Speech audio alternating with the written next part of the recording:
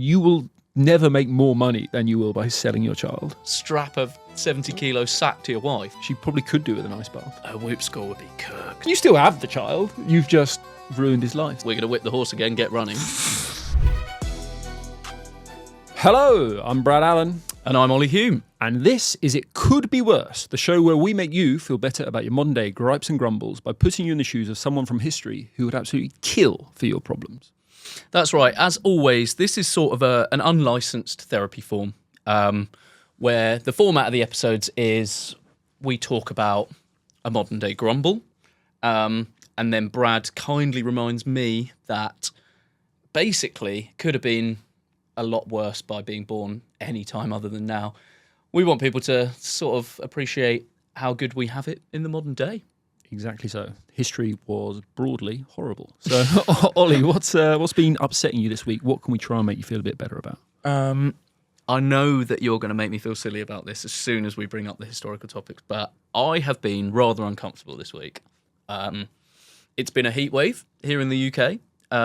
We're based in London. I've been going into town a little bit for various work reasons, and the tube, the underground network during a heat wave is tantamount to torture, I would say. It's that, honestly, It must be 35 plus degrees. The air conditioning is doing very little to nullify the discomfort, and I will sort of be all showered, tidy, ready to go. By the time I've gone 2 stops on the tube, I'm dripping with sweat, and honestly, the conditions are what I'd describe as barbaric. Barbaric. And I do complain about them. Cramped, horrible air, hot. No, that does, all of the above. That does sound bad. But it could be worse. It could, as always. Would you like to hear about an 18th century Scottish miner? God, would I? Okay, right. A miner like a child? Both a miner as in underage and a miner as in cutting coal from the face of a rock. It already sounds like it might be worse than the Victoria line. Yes, no, but not the Northern Line though. Okay. So let's talk about this. So until fairly recently, miners in Scotland were tied to the mine where they worked, aka they couldn't leave. Contractually? Yeah, by law. They couldn't leave, they couldn't ask for better wages, they couldn't do anything. In essence, you are a slave. And that's until... How recent? About the 1800s. Oh, wow. Okay, so literally 200 years ago. 200 years ago, yeah. So what was common at the time, parents would sell their child into this slavery, essentially, around the age of 6. Obviously, the parents are very poor. They've probably had this done to them, and you can sell your child, or you could sell multiple children, obviously, if you have lots, and you would get quite the windfall. You know, something like £10, which at the time for a miner was... A tenner for a 6-year-old? Yeah, it was a huge amount of money for them, which is obviously why they did it, but then your child is a slave for life, and essentially. Once you sell your child to the mine, do you ever see them again? Yeah, they still live with you. Like, oh, right, okay. You're still all down the mine together, but that child no longer has any control over his future, right? Okay, so is this like a viable financial strategy? Are people having kids with that in mind? Have they sort of like gone to the local financial advisor and he said, listen, I've got an investment here, it's going to take about 6 years to mature, and you're like, okay, I'm all ears. He's like, have a child and sell it. Yeah, and it is a good strategy, really. Like, if you are a coal miner, you're 26 years old, you've got a wife, you will never make more money than you will by selling your child, and which is why it persisted. That's the ultimate sale. Yeah, you will never be richer than the day after that, and you still have the child. You've just ruined his life. So is £10 good money then? It's enormous money. Like, I don't have to hand. You're stupid not to sell your child in slavery. You're financially irresponsible if you don't sell your child in slavery. Fiscally irresponsible, but as a parent, as a financial decision, superb. It's the best investment you'll ever make. As a parenting decision, not great. Okay. It's really not great. Let's talk about it. So, what was your life like? Say you're a 7-year-old who's been sold to a coal mine owner. They often awoke at 2 a.m. Start early. Okay. They would have maybe a breakfast of oats. Was very common in Scotland. Still is. Still is, yeah. And then probably a 15-hour shift down the mine till something like 5 p.m. the next day. And what time are they starting work? About? Probably getting for 4. You've got to walk to the mine, obviously. Yeah, obviously. It's probably a couple of mile walk. So this is like, these are the sort of like rise and grind influences of the 18th century. These are like, come with me for my 5 to 9 before my 9 to 5. These guys were dipping their face in an ice bucket. They were having They're cold plunge bros. infrared sauna, probably. Yeah, come with me as a 7-year-old working 15-hour shift down a mine. They'd blow up on social. Yeah, or they would just blow up, but we will get to that. We'll get to that. We'll get to that later. Okay. Yeah, so then it's a 15-hour shift down there. And just to give you a sort of picture what it was like. So the mine would be maybe 60 yards deep, sort of imagine like a 6-foot box cut 60 yards deep into the earth. And there would be a staircase cut into that. So you would just walk down that, down into the mine. This is obviously before there was machinery to get you Elevators. up and down. Yeah. And then when you got to the bottom, often coal seams would be, say, 3 feet high. So you'd be on your hands and knees or you'd be hunched over. And then obviously the goal would be to pickaxe the wall. And, So you've got 3 feet of personal space. yeah, it's obviously dark as well. You can't see I it. think that's more than I had on the tube the other day, actually, to be honest. You I would have are- taken 3 feet of personal space in rush hour. Where are you more likely to get groped? Well, you, nowhere. So, Yeah, no one's groping me. no, that'd be madness. That would be mad. So yeah, you'd be sort of So crawling a 3 along. foot channel. Are you in that sort of space all day? Yes. Crawling along Yeah. on your hands and knees? Yeah, and at lunchtime, you would possibly just lie on your side in a cold puddle of water and you would sort of munch on a sandwich or a pasty, perhaps, or some more oats, probably oats 3 times a day. Okay. Yeah, it is significantly worse than lunch breaks I've had. Although I have purchased overpriced sandwiches from Pret, Yeah. and that's never been particularly enjoyable either. Well, but I don't eat them lying down a 3 foot In a puddle. in a puddle. with soot in your lungs. Cool you down though. The tube was hot. I'd love a puddle to lie in. when I'm on the tube. I don't think you need cooling down in the pit itself, in the mine. Is it cold? Yeah. What was? It's cold. It's cold, yeah. Yeah. It's just like a cave without sun. It's Scotland. Yeah, it's Scotland, so it's obviously always cold. Okay, fun. So if you try to run away, if maybe you got to 17 and you thought, oh, I actually don't love this. This is a bit rubbish. Yeah. By 17, by the way, you're like 10 years into your career. You're looking for a career move at this stage. By 17, You're experienced. your lungs are pure soot. You're coughing up soot on a daily basis. You're hunched over, obviously, because Posture's terrible. your skin is awful, like because you've never ever seen the sun. You're depressed. Obviously, you have no freedom. That is a next level of pasty, isn't it? Like a Scottish person who's never seen the sun. I wonder if that's how it started. That's pasty final boss. Poor lads. Poor lads. So yeah, you try and run away. Then if you get caught, they would bring you back because you are the property of the mine owner, and they had a punishment called going the round. You ever heard of this? No. So going the round. So imagine at the top of the mine shaft, at the top of the pit, they often had a pony, and the pony was strapped to like a bucket and a rope or a wheel in the centre, and the pony would walk around, which would turn the wheel, and like buckets would go up and down to get water up and down the mine shaft. So if you'd run away, they would strap you facing the horse, so you had to sort of walk backwards in front of it. Yeah. Then they would whip the horse, so he ran at you, and You're running backwards. you just have to run backwards in front of the horse. If you fall over, you get trampled and then dragged along because you're still sort of attached to this harness. Right. And then you have to do that for the shift, so from your 4 a.m. till 5 p.m. the next day, Okay. just running backwards in front of a horse in a circle. That's the result of disciplinary hearings at these mines. Yeah. So you run backwards from a horse for hours until 15. you stumble and get trampled by the horse. Yeah. And then what happens if you're not dead? They stand you back up again and they're like, we're going to whip the horse again, get running. Yeah. Is that really?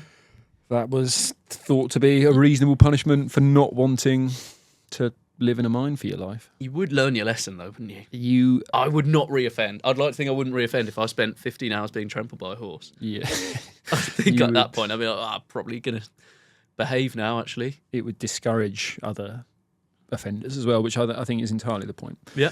What was life like for your family? You might Good ask. question. Awful. Well, obviously, your dad had sold you down the mine anyway. But for the women, this is quite interesting. So coal miners were paid by the amount of coal they got up to the top. So either you could pay someone to carry it up all these steps because you can't leave your little 3 feet shaft, or you can get your wife to help you. So the wife would often strap on a corf of coal, which is basically a giant sack on your back filled with coal, weighing 70 kilos. That is insane amount of weight. Yeah. 70 kilos. I don't know many people who could walk around with 70 kilos now, and we're all, creatined up. We're gym bros. What high rocks is farmers walking?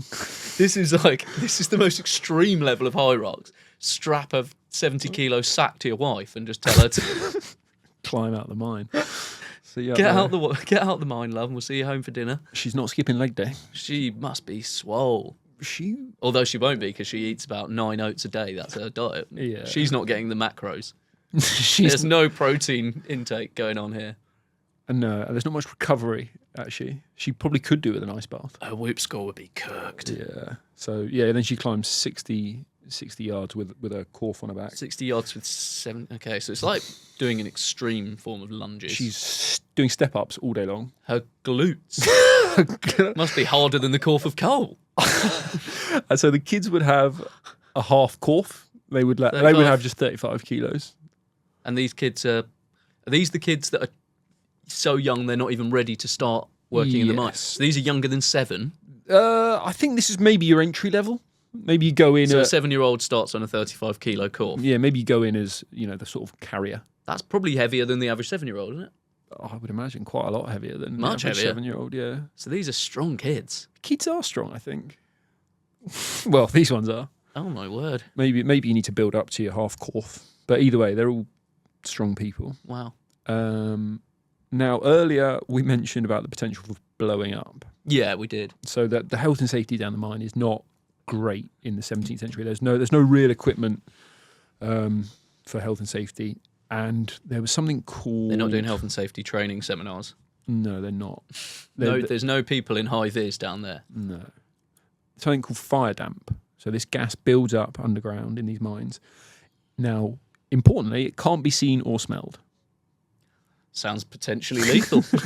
But it is highly flammable. Oh, it's the perfect combo. It's the perfect Invisible, combo. doesn't smell, and is lethal. And will blow up. Now, so this is before they figured out about canaries. You might have heard about the canary down the coal mine. We're all aware of that saying, the canary down the mine, yeah. So the reason they had the canary down there was I think the canary would die, and that would signify, okay, there's some dangerous gas building up. Yeah. But before they figured that one out, they had a kind of fireman this was actually quite a sought after role because he would be doing less actual hacking at the rock. He would be constantly monitoring for fire damp. Okay. So he would basically walk around with a candle, and if the candle started blowing blue, that meant fire damp was building up. Get everyone out, and then try and burn it off slowly. Now, obviously, you might have figured out the problem here. If you do this late, if you're a bit slapdash one day and it's built up, you catch fire.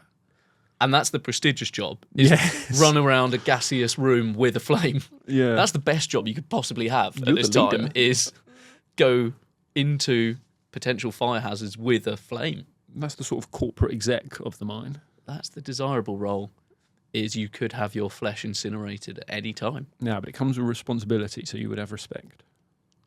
Maybe the pick of the women. Until you're turned into a corf of coal. Until you're turned into more coal, actually. Half these corfs they're bringing up are just old firemen. We mustn't joke. No, don't speak ill of the dead. Any other questions about the mine? Anything else I should be telling you about? Has that made you feel better about the tube, that you can endure that for 25 minutes a day? Yeah, I think ultimately the conditions in the tube during a heat wave probably do marginally beat out the conditions in this 18th century Scottish mine. At least you get a nice podcast in.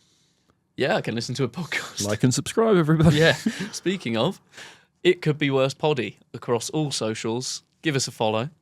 You have made me feel a little bit better about it, and perhaps next time I am travelling in the depths of rush hour on a packed Northern Line train, I will think of these Scottish miners. Yeah, that would be nice. And their hour shifts or whatever it was, 15-hour shifts. 15-hour shifts. Shall we move on to segment number 2, the quote roast?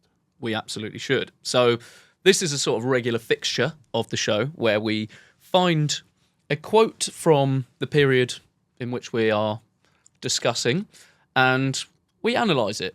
We roast it. So this quote actually comes from the American statesman and founding father Benjamin Franklin. I found this one, felt relevant, it was of the time. Early to bed and early to rise makes a man healthy, wealthy and wise. What do we think of that quote? It's too glib for me. It's too pithy. He's said that and he's looked pleased with himself. I bet he was It's quite flippant, isn't it? buzzing when he said that. Yeah. I bet he had a really annoying grin after he said it. Why are you talking in riddles, Benjamin? It does sound like something from Alice in Wonderland, doesn't it? Yeah, the Grinch has said this. and Early then to bed and stolen early to your rise Christmas. makes a man healthy, wealthy and wise. It is sort of that. It is like grind an set. early, It's the grind set thing. It's an isn't early it? manifestation of the grind set, isn't it? Get up early, block out the haters, grind, and you will be healthy, wealthy, and wise. The problem I have with this is in the context. There's no way any of these miners are any of the above, healthy, wealthy, or wise. No. Which of the three are they most likely to be?